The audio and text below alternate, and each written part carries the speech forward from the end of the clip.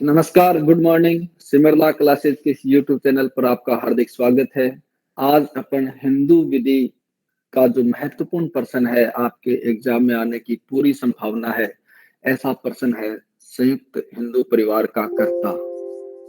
संयुक्त हिंदू परिवार का कर्ता यानी कर्ता के बारे में आपसे पूछा जा सकता है क्वेश्चन आपके। एक संयुक्त हिंदू परिवार के कर्ता की स्थिति क्या है, उसकी शक्तियां क्या है, उसके अधिकार कर्तव्य क्या हैं, इनको लेके आपसे एग्जाम में प्रश्न पूछा जा सकता है। आज अपन इस कर्ता की स्थिति को देखेंगे।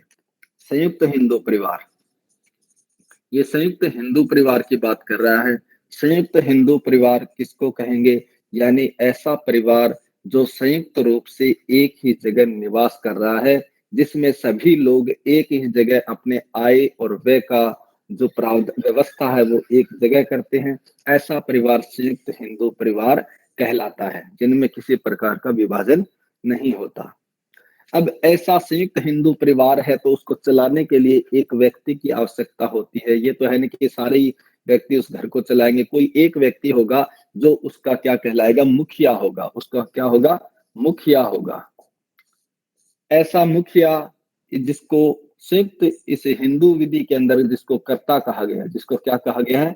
कर्ता कहा गया, यानी करने वाला। कर्ता का मतलब करने वाला, घर के सारे कार्य करने वाला है, उसको कर्ता कहा गया है।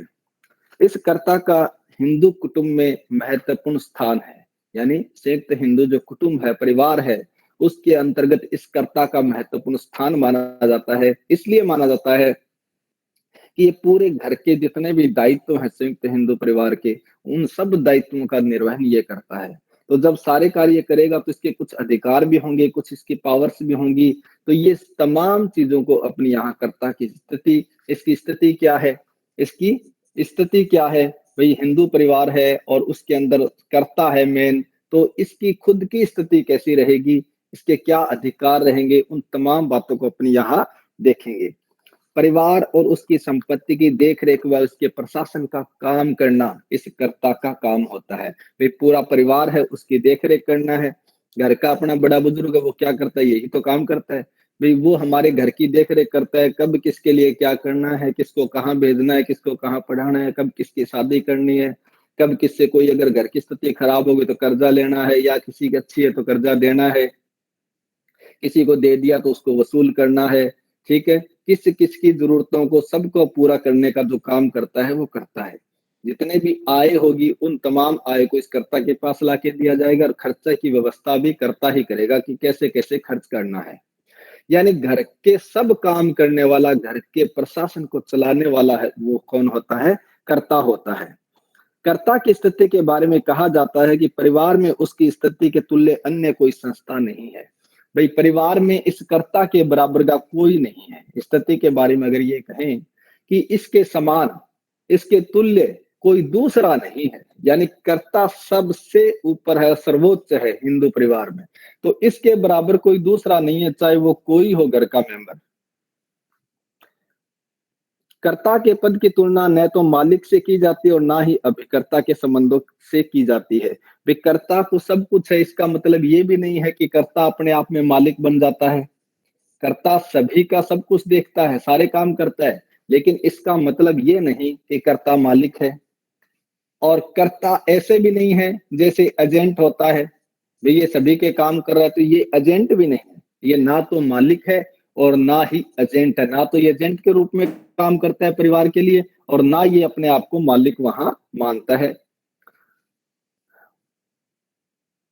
और ना ये किसी व्यापार या वाणिज्य के प्रबंधक अथवा न्यासी से, और ना ही इसको ये कह सकते हैं कि भाई किसी व्यापार या वाणिज्य को चलाने वाला प्रबंधक होता है ना, एमडी मैनेजिंग डायरेक्टर, तो ना ये प्रबंधक की हैसियत से काम करता है। कर्ता की स्थिति और शक्तियां इन सब से कहीं ज्यादा विस्तृत है। अगर हम एक मालिक की बात करें तो मालिक के लिमिटेड चीजें होती है, वही मालिक होगा। एजेंट की भी एक सीमित होती है, प्रबंधक की भी एक सीमित होती है। लेकिन अगर इस कर्ता की बात करें तो इन सब से ज्यादा विस्तृत शक्तियां इसके पास होती है। इन सब से बड़ा जो पद है वो इसके पास माना जा सकता है। यानी इन सब की तो एक लिमिटेड लाइबिलिटी हो सकती है, लेकिन कर्ता की इनसे ज्यादा स्थिति है, वो और ज्यादा विस्तृत है और ज्यादा व्यापक है। परिवार और परिवार की संपत्ति पर इसका पूरा नियंत्रण होता है। जितना परिवार है उसका, उस परिवार पर और उस परिवार की जितनी भी प्रॉपर्टी है, उस प्रॉपर्टी पर इसका क्या होगा, पूरा नियंत्रण होगा, पूरा कंट्रोल होगा कि हर परिवार का सदस्य इसके कहे अनुसार काम करेगा। पूरे परिवार की संपत्ति का जो प्रशासन है वो किस तरीके से चला जाए, कौन सी प्रॉपर्टी विक्रय की जाएगी, कौन और खरीदी जाएगी, कौन सी संपत्ति ठेके पर देनी है, ठेके पर दिया तो उसका पैसा लेना है, यानी उस प्रॉपर्टी को लेके तमाम जो कार्य करेगा वो करता ही करेगा। तो परिवार पर इसका पूरा कंट्रोल होता है, जितने भी परिवार के सारे मेंबर है, जितने भी बाकी बच गए इसके अलावा, उन सब पर इसका नियंत्रण होगा और परिवार की जितनी भी संपत्ति है उस संपत्ति पर इसका पूरा नियंत्रण होगा। ये ना तो किसी से उससे ना तो कोई लेखा मांग सकता है और ना ही मितव्ययी रहने के लिए ये बाध्य है। भाई ना तो ये कह सकता है इससे कि बताओ, कर्ता से कोई ये नहीं मांग सकता कि बताओ ये हमारा जो इतने साल पिछली बार ये इनकम हुई थी तो इसका लेखा जोखा दो। कोई लेखा जोखा मांगने का राइट नहीं है इससे। और ना ही इसे ये कह सकते कि घर की स्थिति थोड़ी स्थिति के अनुसार आप चलो, यानी कर्ता को ये नहीं कह सकते कि कम खर्च करो, आप कम खर्च करो, ऐसा भी इसे नहीं कह सकते। यानी ना तो इससे कोई संपत्ति का, धन का लेखा जोखा मांगा जाएगा और ना ही ये इसे मितव्ययी रहने के लिए कोई निर्देश दिया जाएगा।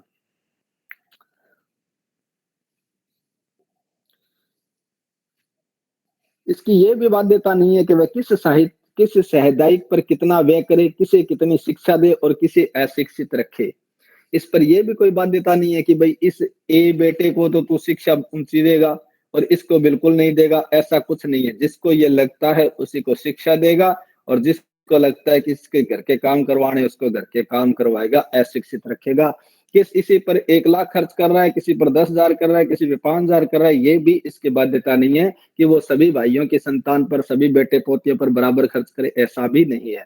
यानी इसको जो ठीक लगता है वो सारे काम ये अपने अनुसार करता है। लेकिन इसका मतलब ये नहीं कि वो तानाशाह है। लेकिन अब वो सारे काम अपने अनुसार करता है, कोई इससे लेखा जोखा नहीं मांग सकता, कोई इसे ये नहीं कह सकता कि आप कम खर्चा करो। यानी इन सब के बावजूद इसको हम तानाशाह भी नहीं कह सकते। क्या नहीं कह सकते? तानाशाह। तानाशाह कौन होता है? जो अपनी चलाता है। ये भी चलाता तो अपनी है, लेकिन इसका मतलब ये नहीं कि ये तानाशाह है।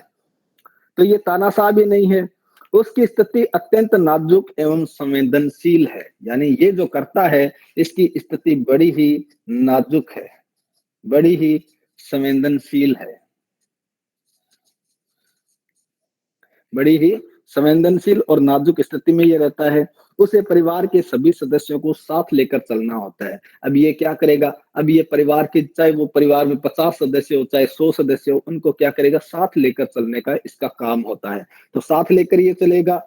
इसके साथ साथ ये क्या करेगा? सभी का भरण पोषण इसे करना होता है। भी सबका भरण पोषण भी करना है, सबको साथ लेके भी चलना है। देखो कितनी बड़ी जिम्मेदारी है। और सभी के हित और कल्याण के लिए, सभी के हित और कल्याण के लिए क्या करता है? काम करता है।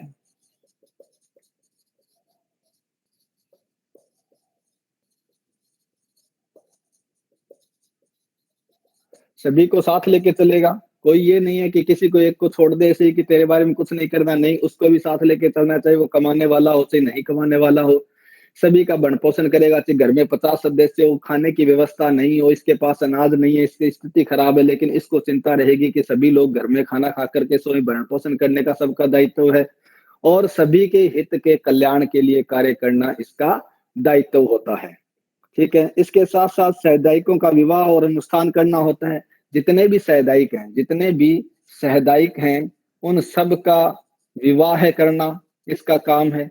अनुष्ठान, अगर किसी का कोई जन्म हो जाता है तो उसका जो जन्म के अनुष्ठान है वो करवाएगा, शादी है तो शादी वाले करवाएगा, और कुछ घर में काम हो जाता है, सुख दुख जितने भी काम है सारे अनुष्ठान करवाना इसका काम होता है। सामुदायिक का मतलब प्रॉपर्टी में जो सामुदायिकी हैं, जो हिस्सेदार हैं, जो जन्म से हिस्सेदार होते हैं, जो पुत्र पुत्र प्रपुत्र, ये जो सारे होते हैं वो सामुदायिकी माना जाता है। सामुदायिकी भी अपने आप में एक क्वेश्चन बनता है।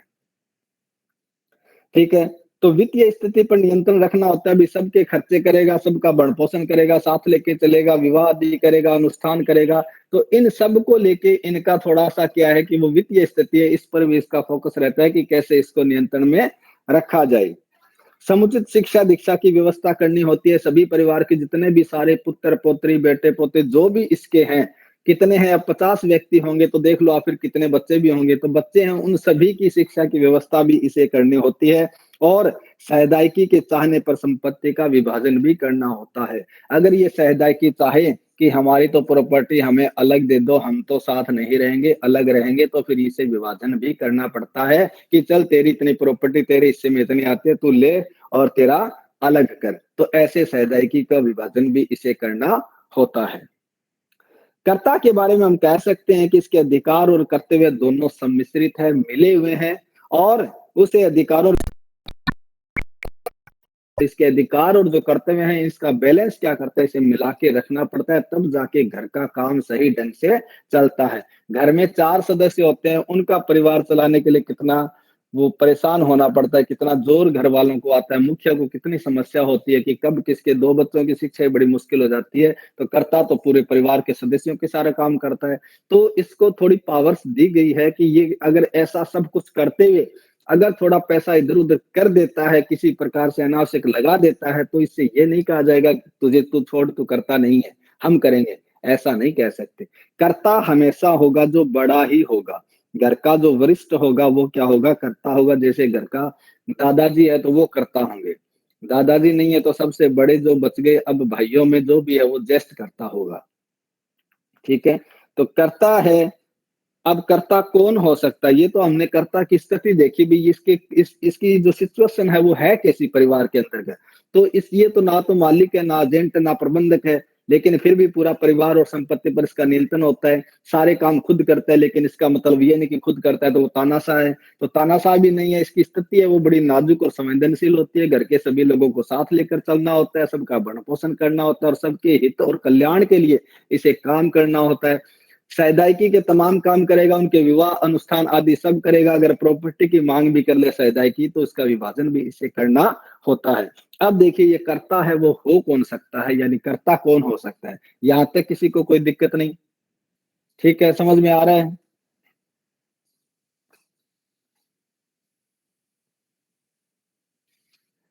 बोलने का कोई चार्ज नहीं है, यस रिप्लाई सर। तो कर ही सकते हैं। कर्ता कौन हो सकता है? ठीक है, ये जो कर्ता है वो कौन हो सकता है, यानी ये होगा कौन फिर कर्ता? तो ऐसे भी हमें देखना पड़ेगा कि ये जो कर्ता है वो कौन हो सकता है। क्या आप और मैं किसी संयुक्त परिवार के कर्ता हो सकते हैं? तो हिंदू विधि की ये उपधारणा है कि परिवार का सबसे ज्येष्ठतम सहदायकी जो होगा, सबसे ज्येष्ठतम सहदायकी, ये सारी सहदायिक होती हैं, ये सब आपस में कोपार्टनर होते हैं, सहदायिक होते हैं। और सहदायिकों में सबसे जो ज्येष्ठ सहदायिक है, यानी सबसे बड़ा है सहदायिकी में, वो व्यक्ति क्या होगा, कर्ता होगा। वो क्या होगा, कर्ता होगा। तो ज्येष्ठतम पारिवारिक सदस्य सहदायिक सदस्य है, वो क्या होगा, कर्ता होगा। और कोई भी सहदायिक कर्ता परिवार में ज्येष्ठतम होने के नाते बनता है। भाई कोई भी सहदायिक परिवार का जो कर्ता है वो किसके लिए बनता है, किसके नाते बनता है, ज्येष्ठतम होने के नाते। ज्येष्ठतम होने के नाते। ये नहीं है कि छोटे वाले को बना दो, इसको बना दो, ये ज्यादा इंटेलिजेंट है, ऐसे नहीं है। जो ज्येष्ठ है, ज्येष्ठ का मतलब जो सबसे सीनियर है, सबसे बड़ा है, सबसे वरिष्ठ है, वही सहदाई क्या बनेगा, कर्ता बनेगा। मान वर्सेस ज्ञानी के मामले में ये कहा गया कि ऐसा व्यक्ति जब तक जीवित रहता है परिवार का कर्ता बना रहता है। मान वर्सेस ज्ञानी के मामले में ये कहा गया कि ऐसा ज्येष्ठतम सदस्य जब तक जीवित रहता है तब तक क्या रहेगा, वो कर्ता रहेगा, भले ही वो 100 साल का क्यों ना हो जाए। तो जब तक जीवित है तब तक कर्ता कौन रहेगा, ऐसा ज्येष्ठतम सदस्य रहेगा। चाहे वृद्ध हो जाए, विकलांग हो जाए, दुर्बल हो जाए, चाहे कोढ़ी ही क्यों ना हो जाए, यानी वो चाहे कैसा ही रहे उसको कर्ता ही माना जाएगा, कर्ता के पद पर वही रहेगा। जब इसकी मृत्यु हो जाएगी तब ये अपने कर्ता से क्या हो जाएगा, विमुक्त हो जाएगा और फिर इसकी जगह फिर जो इससे नीचे की कैटेगरी का है यानी उससे निम्नतम और बाकियों से ज्येष्ठतम जो है वो फिर कर्ता बन जाएगा। मान लो ए सबसे बड़ा है, ए बी सी डी 4 है। ए का पिता था पहले तो कर्ता, एक्स व्यक्ति, एक्स की मृत्यु हो गई तो संतान आ गई 4। अब 4 में सबसे बड़ा कौन सा है? ए, तो ए कर्ता हो जाएगा। ए कितने ही दिन तक रहा? कितने ही दिन तक, यानी ये 100 वर्षों तक कर्ता बना रहा। इसी दौरान बी की मृत्यु हो जाती है, मान लो इसके कर्ता रहते, सी की मृत्यु हो जाती है, फिर मान लो इसकी मृत्यु होती है, तो फिर ए के बाद ज्येष्ठतम कौन बच गया घर का? ये डी बच गया, तो फिर डी कर्ता होगा क्योंकि इन दो की तो पहले ही मृत्यु हो चुकी है। यानी जो परिवार का ज्येष्ठतम सदस्य है वही कर्ता रहेगा, वही कर्ता बनेगा। किसी के बनाने से नहीं बनेगा कि इसको बना देते हैं, इस डी को बना देते हैं, ये छोटे वाला बेटा इसको बना देते हैं, ये बड़ा अच्छा है, इसने वो कर रखा है, ये कर रखा है, ऐसे नहीं। करता तो होगा तो हमेशा सीनियर ही होगा, वरिष्ठ ही होगा, परिवार का सदस्य। ये बात अलग है कि यदि कोई कर्ता विकर्चित हो जाता है तो परिवार का अन्य ज्येष्ठतम व्यक्ति कर्ता बन सकता है। सामान्य नियम तो यही कहता है कि भाई जो सबसे सीनियर है वही कर्ता बनेगा, लेकिन कर्ता ज्येष्ठतम सदस्य था वो विकर्चित हो गया है, उसका दिमाग खराब हो गया, पागल हो गया है, या अन्य किसी प्रकार से उसकी मनोस्थिति ठीक नहीं है, तो ऐसी स्थिति में क्या किया जा सकता है? ऐसी स्थिति में जो विकर्चित होने की दशा में उसका जो नीचे का और जो ज्येष्ठतम, बाकियों से ज्येष्ठतम जो बच गया वो फिर क्या हो सकता है? कर्ता हो सकता है। ये परिस्थितियों पर डिपेंड करेगा। सामान्य तो घर के जो सबसे बड़ा है वो होगा ज्येष्ठतम, उसी को कहेंगे वही कर्ता होगा। लेकिन ज्येष्ठतम किसी कारण से विकर्चित हो गया तो फिर इससे नीचे वाले की जो नंबर आता है वो फिर क्या हो जाएगा? ज्येष्ठतम सदस्य होगा, वो फिर कर्ता होगा। कई बार प्रश्न ये भी उठता है कि परिवार का जो कनिष्ठ सदस्य है वो कर्ता हो सकता है। सामान्यतः ऐसा नहीं होता। कई बार क्वेश्चन ये उठता है कि भाई ए सबसे बड़ा है, बी छोटा है, सी डी इनसे छोटे हैं, तो ये डी कर्ता क्यों नहीं हो सकता? ये भी तो कर्ता हो सकता है, घर के काम ये भी चला सकता है, इसको बढ़िया नॉलेज है, इसने डिग्री की हुई है, ये वो ऐसे हो सकते हैं, क्वेश्चन आते हैं। लेकिन सामान्यतः ऐसा नहीं होता। कब? सामान्यतः यानी जनरली ऐसा नहीं होगा। जनरली क्या होगा? घर के परिवार का सबसे सीनियर जो सदस्य है, सबसे वरिष्ठ जो सदस्य है वही क्या होगा? कर्ता होगा। सभी सैदाइकों की संपत्ति से अनुबंध द्वारा कनिष्ठ सैदाइक भी परिवार का कर्ता हो सकता है। एक स्थिति ये है कि विकर्चित होने की दिशा में उससे निम्नतम यानी ज्येष्ठतम जो उसके बाद ज्येष्ठतम है वो कर्ता हो सकता है। दूसरा, अगर परिवार के सभी सहदायिक एग्रीमेंट कर लेते हैं, कॉन्ट्रैक्ट कर लेते हैं, सारे सहमत हो जाते हैं कि अब सहदायिक ये जूनियर बनेगा, ये कनिष्ठ बनेगा, तो फिर क्या हो सकता है? कनिष्ठ भी हो सकता है। यानी कब? विकर्चितता की अवस्था में, और सभी परिवार के सदस्य अगर सहमत होकर ऐसा अनुबंध कर लेते हैं, ऐसा कॉन्ट्रैक्ट कर लेते हैं कि अब ये बनेगा, सारे सहदायिक सहमत हो जाते हैं, तो फिर क्या हो सकता है? ऐसा कनिष्ठ सदस्य भी परिवार का कर्ता बन सकता है। हरिहर सेठी वर्सेस लादू किशोर सेठी के मामले में कहा गया, उड़ीसा हाईकोर्ट का मामला था कि जब परिवार का कोई ज्येष्ठतम सदस्य कर्ता होने के अधिकार को त्याग दे तो कनिष्ठ सदस्य कर्ता हो सकता है।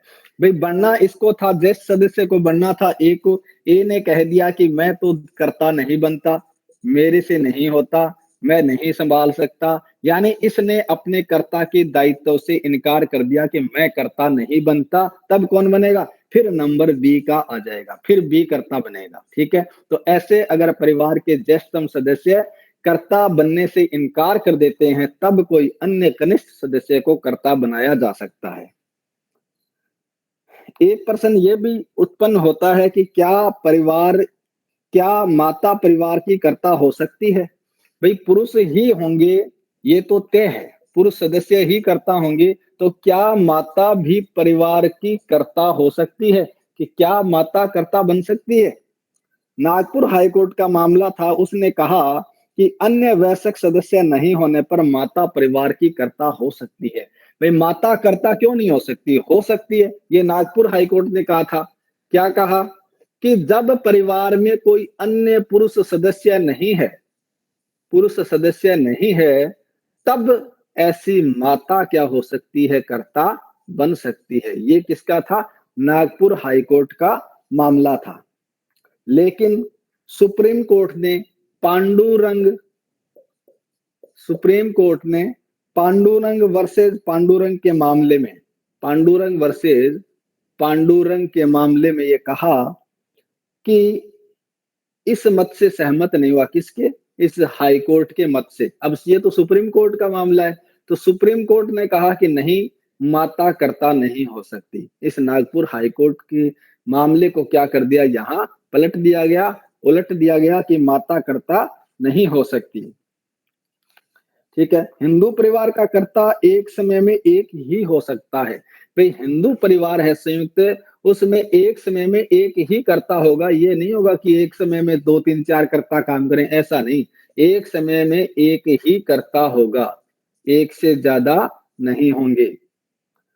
लेकिन अन्य सैद्धांतिकों की सम्मति से अनुबंध अथवा आचरण से एक से अधिक कर्ता भी हो सकते हैं। लेकिन अगर सैद्धांतिकों में कॉन्ट्रैक्ट हो गया है, अन्य सारे सैद्धांतिक सहमत हैं, उनमें संविदा हो गई है, तो फिर एक से ज्यादा कर्ता भी हो सकते हैं। यानी एक कर्ता तो हो ही गया, उसके अलावा अब मान लो जो मेन करता है वो कहता है कि मेरे से अकेले से नहीं संभलता, अगर आप सारे लोग सहमत हैं, परिवार के अन्य सभी सैद्धांतिक सहमत हैं, तो मैं एक को और कर देता हूं, तो फिर एक को और नियुक्त किया जा सकता है। अब जिसके परिवार बड़ा है, जिसके ज्यादा प्रॉपर्टी है, देख रेख करने में दिक्कत आती है, और बाकी सारे सैद्धांतिक अगर इस बात को लेकर सहमत हो जाते हैं, तो कोई और कर्ता भी नियुक्त किया जा सकता है, यानी एक से ज्यादा हो सकता है।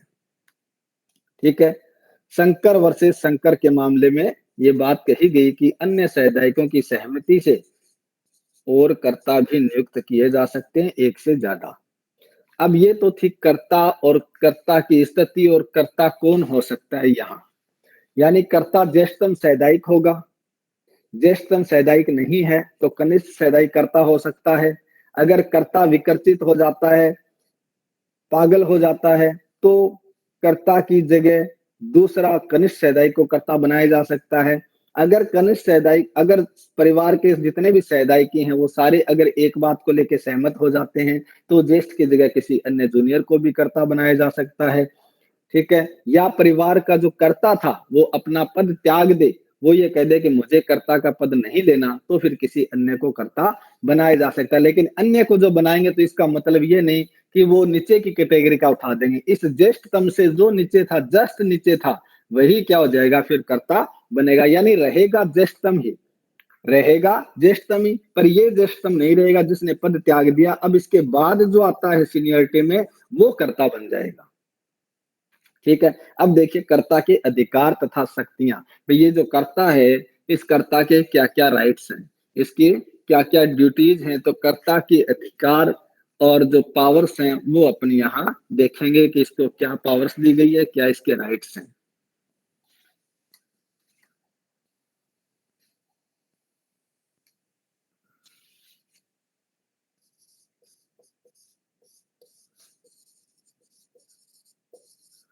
अधिकार शक्तियां, कर्ता के अधिकार तथा शक्तियां। कर्ता के अधिकार और शक्तियां क्या होगी, उसको हम एक एक टॉपिक में देखेंगे। प्रबंध का अधिकार, कर्ता को कैसा अधिकार होगा, प्रबंधन का अधिकार होगा। क्या करेगा, प्रबंध का अधिकार। मैं लिख देता हूं पहले, फिर डिफाइन कर देता हूं। आय पर अधिकार, आय पर अधिकार। तीसरा है प्रतिनिधित्व का अधिकार। प्रतिनिधित्व भी तो करेगा ना सभी का सब जगह कहीं भी जाना है तो कौन जाएगा, करता ही जाएगा। और घर की जरूरत अगर बढ़ जाती है तो ऋण लेने का भी इसे अधिकार है, ऋण लेने का अधिकार, कर्ज।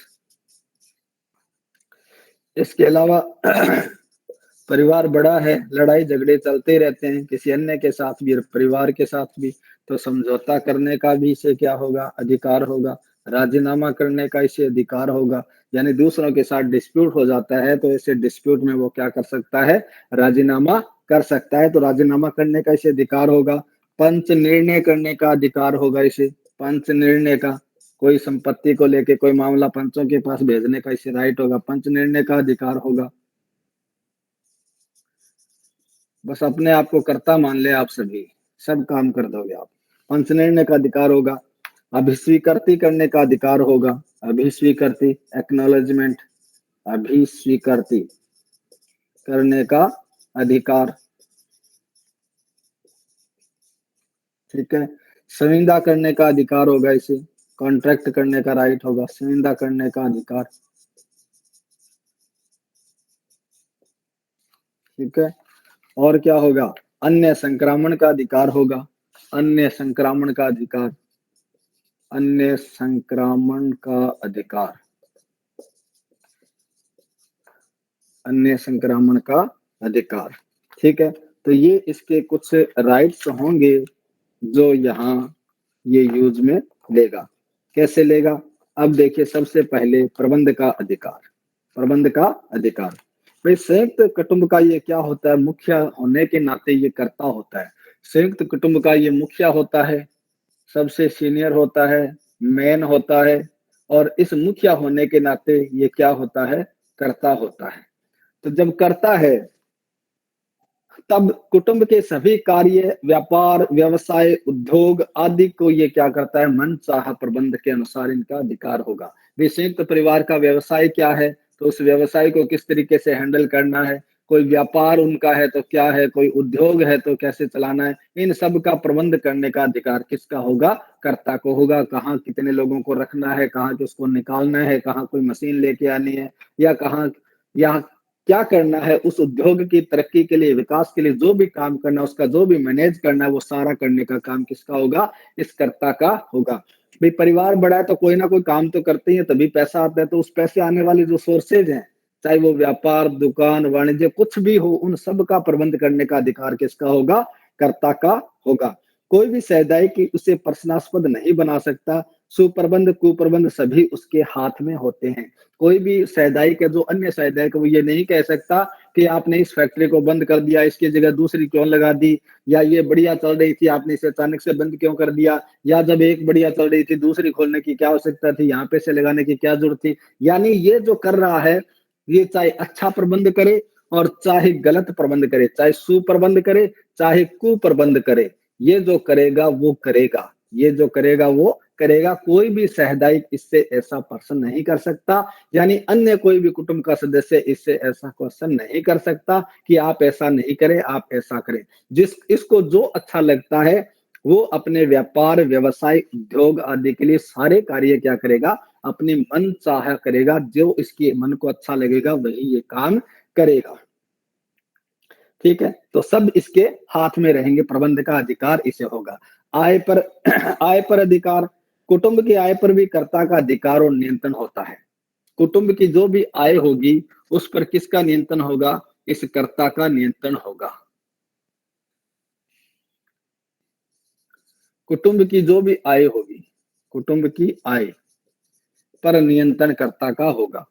कि जितने भी घर में मान लो एक कर्ता मुख्य है, बाकी 6 लोग ऐसे हैं जो कोई तो नौकरी लग गया, कोई काम कर रहा है, कोई उद्योग संभाल रहा है, कोई व्यापार कर रहा है। तो इन सब से जो जो जो कमा के लाएगा वो सारी आय कहाँ देगा, इस कर्ता को संभलाएगा कि ये लो अपनी ये इनकम है। और कर्ता फिर अपने आप उसको क्या करेगा, अपने कंट्रोल में रखते हुए उस पर क्या करेगा, जैसे जहां खर्च करना है वहां करेगा। तो आय पर अधिकार होगा, इसका नियंत्रण होगा। जितनी भी आय होगी कर्ता के पास जमा होगी, चाहे घर में 50 लोग कमा रहे हो, 50 के 50 लाख की इनकम किसको देंगे, कर्ता को देंगे। कोई भी समुदाय कुटुंब की आय को अपने पास नहीं रख सकता। कोई भी समुदाय का ना, जो अन्य जितने भी परिवार के लोग हैं, वो ये नहीं कह सकते कि मैंने कमाया है, मैं पैसे लेके आ रहा हूं तो मैं मेरे पास रखूंगा, ऐसा नहीं है। वो पैसे किसको लाके देगा, इस कर्ता को लाके देगा। उसे आय की संपूर्ण राशि कर्ता के पास जमा करानी होती है। जितने भी सैलरी आएगी, जितने भी पैसे कमाएगा, सारे के सारे कर्ता को लाके देगा। तो यानी कर्ता का घर की जितनी भी आय है उस पर क्या होगा, नियंत्रण होगा, उसी के पास सारी आय जमा होगी। तीसरा, प्रतिनिधित्व का अधिकार। कर्ता को क्या अधिकार है, कर्ता कुटुंब की ओर से सभी प्रकार के, चाहे सामाजिक मामले हो, चाहे धार्मिक मामले हो, चाहे विधिक मामले हो, और चाहे वैवाहिक मामले हो, चाहे सामाजिक हो, चाहे धार्मिक हो, चाहे विधिक हो, और चाहे वैवाहिक मामले हो, या कोई और हो, इन सभी में क्या करेगा, इन सभी में इनकी तरफ से प्रतिनिधि के तौर पर वहां शामिल होगा जहां इसको जाना चाहिए। मान लो सामाजिक मामला है, कोई गांव में कोई गौशाला का निर्माण हो रहा है, सामाजिक कार्य हो रहा है, या कोई सामाजिक कोई ऐसा और कोई चीज हो रही है, तो उन सब में ये घर के लोग नहीं जाएंगे, कर्ता के अलावा कोई नहीं जाएगा। उस पूरे कुटुंब की तरफ से कौन जाएगा, कर्ता जाएगा, यानी कर्ता उनका प्रतिनिधित्व करेगा। धार्मिक मामला है, कर्ता जाएगा। विधिक मामला है, कहीं केस चल रहे हैं या कोई और विवाद हो गया, कोर्ट में जाना है, ये करना है, वो करना है, सब में इन सब परिवार के सदस्यों की तरफ से कौन करेगा प्रतिनिधित्व, ये कर्ता क्या करेगा, इनका प्रतिनिधि बन के वहां जाएगा। मान लो कोई बच्चा है, एक उसके साथ झगड़ा हो गया, उस पर केस चल गया उसके पर, तो उसका भी प्रतिनिधि बन के कौन जाएगा, कर्ता ही जाएगा कि चल यार ऐसे कर लेते हैं, इस बच्चे से गलती होगी, ये वो होगी, जो भी करना है वो करता क्या करेगा, इनका प्रतिनिधि के तौर पर जाके उनके मामलों का निपटारा करेगा। ऐसे मामले चाहे सामाजिक क्षेत्र में हो, चाहे धार्मिक में, चाहे विधिक में, और चाहे वैवाहिक मामलों के, विवाह करना है, किसी के रिश्ते देखना है, किसका क्या करना है, कहाँ जाके आना है, वो सारे काम कर्ता के होंगे, कर्ता ही है ये सब काम करेगा प्रतिनिधि के तौर पर।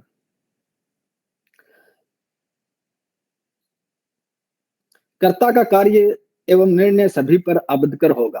कर्ता ने जो कर दिया वो फाइनल होगा, वो घर के सभी लोगों पर क्या होगा, आबदकर होगा, मान्य होगा, बाध्यकारी होगा। घर के सदस्य उसका उल्लंघन नहीं कर सकते कि वो उसने जाके किसी के साथ विवाह करके आ गया ना, कि भाई ये लो मेरे इस पोते का रिश्ता मैं करके आ गया हूँ फलां की जगह, तो फिर पोता इनकार नहीं कर सकता कि आपने कैसे कर दिया मेरा विवाह। नहीं, जो कर दिया वो कर दिया, कर्ता ने जो कर दिया वो फाइनल है, सभी घर के सदस्य उसको मान्य करेंगे, उसे मानने के लिए बाध्य है। ऋण लेने का अधिकार, नेक्स्ट है ऋण लेने का अधिकार। अब घर की स्थिति अगर ठीक है तब तो ऋण की जरूरत ही नहीं है। अगर कोई व्यापार घाटे में चल गया, या कोई उद्योग बंद हो गया, या किसी को चलाने के लिए या और तरक्की के लिए कोई कर्ज की आवश्यकता है, तो कर्ता को ऐसी पावर है कि वह ऋण ले सकता है, ऋण लेने का इसे अधिकार है। घर की जरूरतों को पूरा करने के लिए ऋण लेने का अधिकार है। ऐसे ऋण परिवार की संपत्ति पर आबदकर होता है। जितना भी कर्ज लेगा वो कर्ज ये पर्सनल लायबल नहीं होगा उसके लिए। घर की जो प्रॉपर्टी है, संयुक्त हिंदू परिवार की जो संपत्ति है, उस पर यह भार रहेगा कि अगर कल को कोई दिक्कत आती है तो ये ऋण इस हिंदू परिवार की संपत्ति से चुकाया जाएगा। तो ऋण लेने का इसे अधिकार होगा, लेकिन ऐसा ऋण परिवार की संपत्ति पर आबदकर होता है, लेकिन ऐसा आवश्यक है, यह है कि ऐसा ऋण कुटुंब की विधिपूर्ण आवश्यकताओं के लिए लिया जाए। ऐसा ऋण तो ले सकता है, घर की संपत्ति पर भी आबदकर है, लेकिन एक बात का ध्यान रखना, ऐसा ऋण विधिक आवश्यकताओं की पूर्ति के लिए ही होना चाहिए। किसके लिए, विधिक आवश्यकताओं की पूर्ति के लिए, यानी जो घर की जरूरत हो उसी के लिए ऋण लिया गया। ऐसा नहीं अपनी मौज मस्ती के लिए लिया, ऐसा नहीं। ऋण किसके, घर की जो जायज जरूरतें हैं उनके लिए ही ऋण लिया जाना चाहिए, विधिपूर्ण आवश्यकताओं के लिए। और आवश्यकताओं के संबंध में न्याय संगत जांच कर ली जाए। फिर जरूरत है, घर में जरूरत है, बच्चे को विदेश भेजना है, एमबीबीएस करवाना है, घर में पैसे नहीं है और बच्चे का सिलेक्शन हो गया, भेजना तो पड़ेगा, तो क्या करेगा, ऋण लेगा, ऋण लेके भेज देगा। अब जरूरत है यहाँ पे, अब क्या है, विधिक आवश्यकता है, ले सकता है इसे। ऐसे ही ऐसे ही मान लो विवाह करना है, विवाह में खर्चा ज्यादा लग रहा है, पैसे है नहीं, तो विवाह तो जरूरी है तो ऋण भी ले सकता है। ऐसा ऋण लेगा तो वो संपत्ति पर भारित होगा, इसका पर्सनल दायित्व नहीं होगा।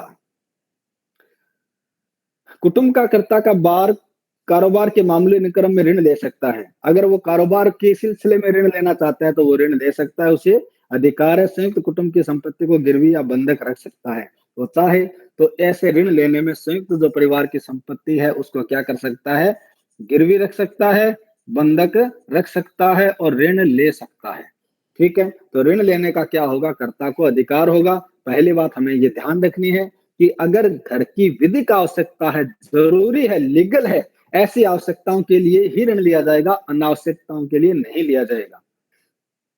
समझौता करने का अधिकार, नेक्स्ट है, कर्ता को परिवार की ओर से ईमानदारी पूर्वक समझौता करने का अधिकार होगा। यदि कोई समझौता दुर्भावना पूर्वक किया जाता है, भाई ईमानदारी से समझौता करेगा, किसी के साथ कोई विवाद हो गया, जाके समझौता कर लेगा, करेगा कैसे, ईमानदारी के साथ करेगा, जो उनके सदस्यों के हित में हो। ऐसा अगर दुर्भावना पूर्वक किया जाता है तो उसे चुनौती दी जा सकती है। अगर किसी को जानबूझ के नुकसान पहुंचाने के लिए कोई समझौता कर लिया जाता है तो ऐसे समझौते को ऐसा सदस्य जिसके विरुद्ध किया गया है वो इसे चैलेंज कर सकता है, चुनौती दे सकता है। तो समझौता करने का अधिकार किसको होगा? कर्ता को होगा। यानी संयुक्त हिंदू परिवार के कुटुंब की तरफ से ये कोई भी समझौता अगर बाहर करना है, किसी के साथ कोई डिस्प्यूट है, पैसे का लेन देन है, चाहे कुछ भी हो, XYZ जो भी है, उनमें अगर समझौते की आवश्यकता पड़ती है तो समझौता करने का अधिकार कर्ता को दिया गया है। पंच निर्णय का अधिकार, कर्ता को पारिवारिक विवादों को पंच फैसले को निपटाने का अधिकार है। भाई कोई फैमिली डिस्प्यूट हो गया तो उस फैमिली डिस्प्यूट को कर्ता क्या करेगा? कर्ता से तो होगा नहीं, पारिवारिक मामले नहीं होंगे, लोगों के तो कर देता है। तो पारिवारिक मामलों के लिए फिर वो क्या करेगा? पंच निर्णय को भेजने का इसे अधिकार होगा कि अपना ये डिस्प्यूट है, हम क्या करते हैं, हम पंचों को भेज देते हैं पंच निर्णय के लिए। यानी 5 जो पंचायत जो पंच लोग होते हैं उनको निर्णय के लिए भेज देता है कि हम वहां से करवा लेते हैं। कब? कर्ता का कर्तव्य है कि विभाजन के समय आय और व्यय का हिसाब दे। केवल जब संपत्ति का विभाजन अगर करने की बात आती है तब आय और व्यय का हिसाब देना पड़ेगा, अन्यथा इसे कोई भी कभी भी आय व्यय का लेखा जोखा नहीं मांग सकता। यानी अगर ये हो जाए कि परिवार के 4 सदस्य अब कह रहे हैं कि भाई हम तो अलग होंगे, आपके संयुक्त परिवार के सदस्य नहीं रहेंगे, हमारी प्रॉपर्टी का विभाजन कर दिया जाए, तब विभाजन कर रहा है फिर तो देना पड़ेगा ना। भाई इतना ये हमारी ये इनकम थी, ये हमारी संपत्ति थी, हमने ऐसे ऐसे करके इसको यहाँ कर दिया और अब इतनी बची है। तो विभाजन के समय ऐसा हिसाब देने का कर्ता दायित्व का होगा। सामान्यतः कर्ता से ऐसा हिसाब नहीं मांग सकते, लेकिन जब बात प्रॉपर्टी की विभाजन की आती है तब ऐसा किया जा सकता है। मान लो जब संपत्ति का विभाजन किया जाएगा तो केवल ये अचल संपत्ति थोड़ी होगी, फिर तो चल संपत्ति का विभाजन होगा कि घर में 10 ट्रैक्टर हैं तो एक ट्रैक्टर इसको भी मिलेगा, 10 सदस्य हैं तो संपत्ति 10 बीघा तो 1 बीघा इसको भी मिलेगी। ऐसे ही सोना चांदी कोई है तो वो भी इसको हिस्से अनुसार मिलेगा। तब उसको लेखा जोखा देना पड़ेगा कि अपने ये चीजें हैं, ये सोना चांदी और ये अपनी प्रॉपर्टी है और इसमें इतना इतना हिस्सा आपका आता है, तब उसे हिसाब देना होगा, अन्यथा कोई हिसाब देने की आवश्यकता नहीं है। दूसरा, परिवारों के ऋणों को वसूल करने का दायित्व। और इसकी क्या लायबिलिटी है? परिवार के ऋणों को वसूल करने का कर्तव्य। दूसरा इसका दायित्व क्या है? दूसरा है कि अगर परिवार का कोई ऋण है और उसे वसूल करना है तो वसूल करने का कर्तव्य किसका होगा? इस कर्ता का होगा। मान लो परिवार का जैसे XYZ किसी ने ऋण लिया था, वैसे ही किसी ने ऋण दे दिया है। मान लो ये कर्ता है और कर्ता के पोते ने किसी को 10 लाख रुपए दे दिए, 5 लाख रुपए दे दिए, तो 5 लाख रुपए आ नहीं रहे, वसूल नहीं हो रहे, तो कर्ता की लायबिलिटी बनता है कि वह 5 लाख रुपए को वसूल करने के लिए कार्य करे, यानी वो वसूल करे। परिवार का ऋणों को वसूल करे, ऋणों को छोड़ नहीं सकता, लेकिन परिवार के हित में ऋण की राशि या ब्याज की राशि में छूट दे सकता है।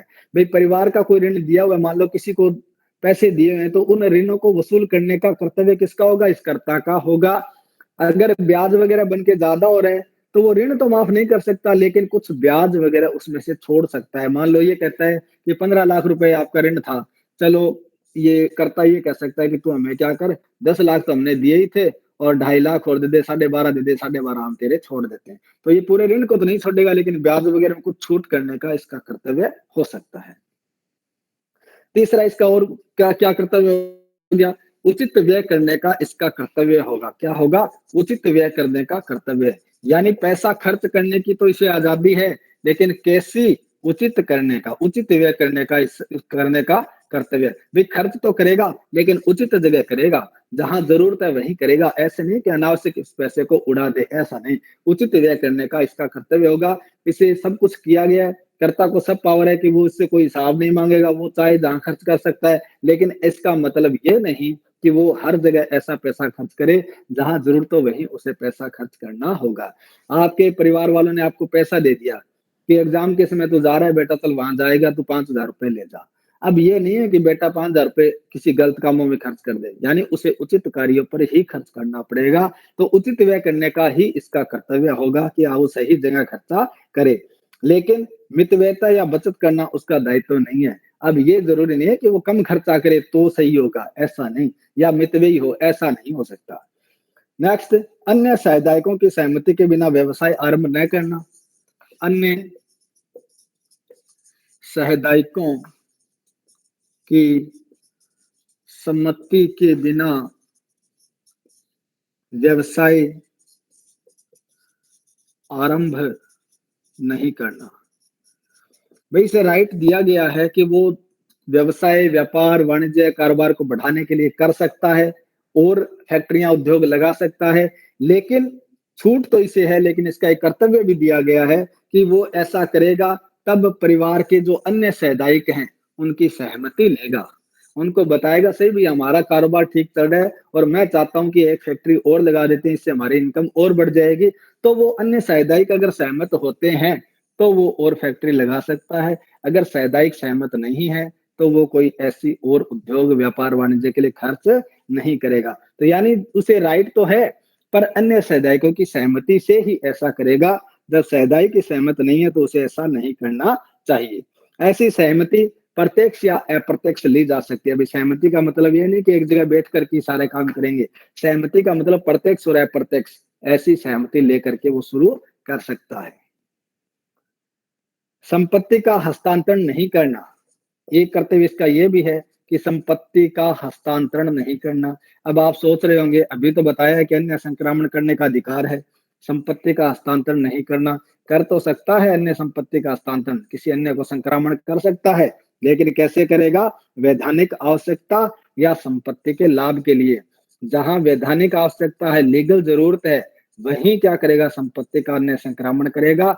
या जहां ऐसा करना संपत्ति के लाभ के लिए है, अन्य संक्रमण करना संपत्ति के लाभ के लिए है, तो ऐसा किया जा सकता है। इसके अलावा सहदायिकों की सम्मति से ही करेगा, अन्य सहदायिकों की सम्मति से ही करेगा, अन्यथा नहीं करेगा। भी वैधानिक आवश्यकता तो पूछने की जरूरत नहीं है, भी करनी पड़ेगी, इलाज ही नहीं है तो कर सकता है। जहां संपत्ति का लाभ हो रहा है कर सकता है, संपत्ति का अंतरण करने का कर्तव्य है। लेकिन जहां वैधानिक आवश्यकता और संपत्ति के लाभ के अलावा अगर संपत्ति का संक्रमण कर रहा है तो सहदायिक सहमत होंगे तो ही करेगा, अन्यथा नहीं करेगा। संपत्ति का हस्तांतरण नहीं करना यानी सहदायिक सहमत होंगे तो ही करेगा, अन्यथा नहीं करेगा। लेकिन जहां लीगल आवश्यकता है, वैधानिक आवश्यकता है, तब वो कर सकता है, या संपत्ति के लाभ के लिए तब कर सकता है। भाई उसको ये लग रहा है कि यहाँ से अब क्या होगा कि ये प्रॉपर्टी की वैल्यू खत्म हो जाएगी, यानी यहाँ से कोई चीज ऐसी आएगी जिसके कारण से इस प्रॉपर्टी के भाव डाउन हो जाएंगे और अभी अपने भाव मिल रहे हैं इसके, तो वो कर सकता है ऐसा, वो ऐसी संपत्ति का विक्रय कर सकता है, अंतरण कर सकता है। ठीक है। या उसको ये लगता है कि ये वाली प्रॉपर्टी तो ऐसे ही पड़ी है और इस वाली संपत्ति में अपने ये क्या निकल रही है, यहाँ से हाईवे निकल जाएगा तो इसकी कीमत बढ़ जाएगी, तो वो क्या कर सकता है? पहले से यहाँ कोई प्रॉपर्टी उसको खरीद भी सकता है। तो ऐसे संपत्ति के लाभ के लिए अगर कुछ करना है तो वो कर सकता है, अदरवाइज ऐसा नहीं करेगा। फिर तो सहदायिकों की सहमति से ही करेगा, नहीं तो नहीं करेगा। तो ये था अपना जो कर्ता है, कर्ता की स्थिति, कर्ता के अधिकार और कर्ता के दायित्व। धन्यवाद।